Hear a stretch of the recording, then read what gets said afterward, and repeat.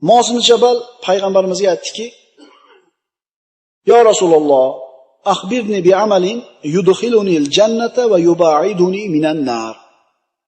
Menga shunday bir amalni aytingki, u meni jannatga kiritib, do'zaxdan uzoqlashtirsin dedi. Bitta amalni ayting, jannatga yaqinlashtirsin, do'zaxdan uzoqlashtirsin. Qol laqad sa'alta aziman. Sen ulkan narsa haqida so'rading. Lekin Alloh oson qilgan kishiga bu ish oson dedi. Allohga shirk keltirmaysan, namoz o'qiysan, roza tutasan, haj qilasan, 8 ta amalni sanadi.